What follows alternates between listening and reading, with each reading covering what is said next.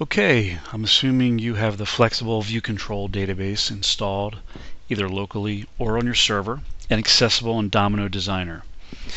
I've added Bootstrap to my database, so I have a nice clean UI to work with for our examples. The very first thing we need to do is load the admin config XPage. The purpose of the admin config XPage is to store some basic information about where different items are located that we need access to. The first is up here, the REST service path. This is going to be a standard Domino path of directory /database.nsf and is the location you are storing your Domino REST services and X agents. For example, you might have a database that is dedicated to providing REST services for your application or applications. In fact, this is a strategy that I like to employ. If your REST services are going to live inside this database, then you can leave it blank. The servers field and the databases field contain the servers and databases where your Domino views are located, if it is outside of the current database. These fields are used to populate drop-downs on the view definition XPage, as we will see in a moment. It's important to note that if you're only working inside the current database, you can leave all of these items blank. Since that's what I'm doing for this example, I'm working just inside this database, I'm going to leave them all blank. So when I click the Save button here, it's going to create a notes document in the back end. And also note that anytime I click the configuration link up here from inside this little application, it's going to reopen this XPage with the document I create as a data source. So let me go ahead and click Save.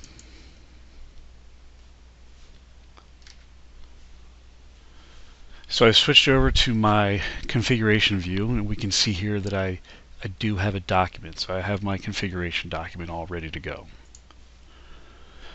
Okay, now that our configuration document is set up, I'm ready to create my first view definition. And the view definition I'm creating is a view definition to show all of the view definitions we have in the database. Well, right now we don't have any, so we're going to create our first one. And I do that by clicking the Create View Definition button. So there's a lot to consume here, but I'm going to keep things pretty simple for this example.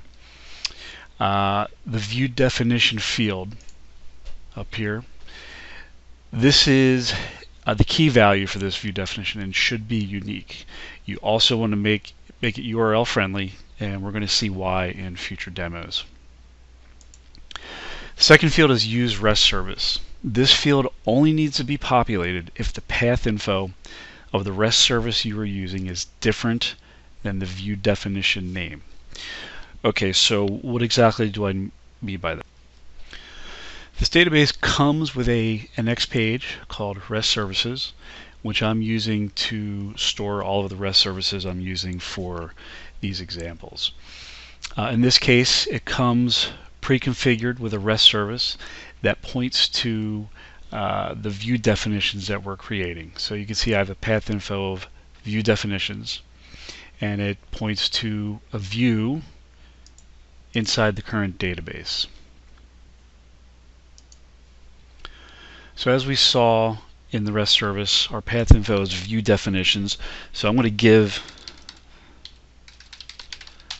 this view definition the name view definition, so it matches up with the REST service that we created.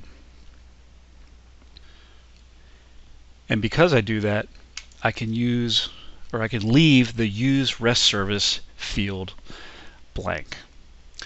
The Use REST XPage field refers to the XPage where the REST service we're using is located. As we just saw, our REST service is on the REST Services XPage, so I'm going to type that here. The next field we need to set up for this example is Load on init.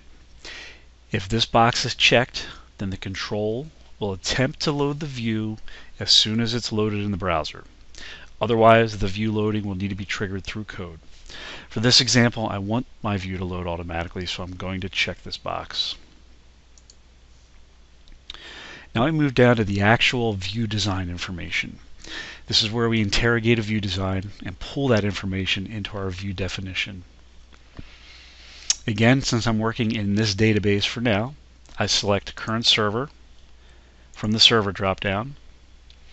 In the database dropdown, I select current database. After making this selection, the view dropdown is now populated with all of the views in this database. I select the view definitions view, and now all of my columns populate below.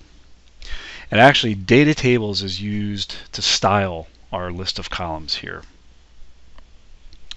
I'm going to select all of the columns. So by doing this, I'm telling this view definition these are the ones I want to display, except for the last one. Now, before diving into some of the additional configuration settings, I'm going to save this view definition so you can see the results. But one final important step before we do that is defining the document XPage field up here. The value of this field should contain the XPage you want to open when double-clicking a row in the view. We will see that in action in a moment. In this case, it's going to be this XPage, so admin view definition doc. Also, before saving the view definition, I want to show you the view definitions XPage. Actually, it's admin view definitions XPage.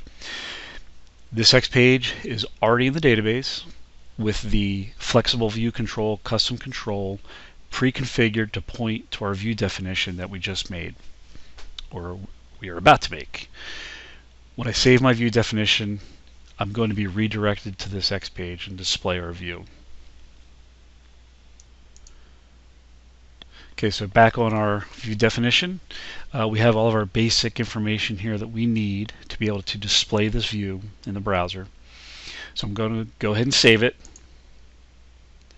And you can see I'm now redirected to our admin view definitions XPage, and I have my data table and I have our view definition that we just created. So as we define on the view definition, when we double click this row, it's going to reopen our view definition so we can make modifications.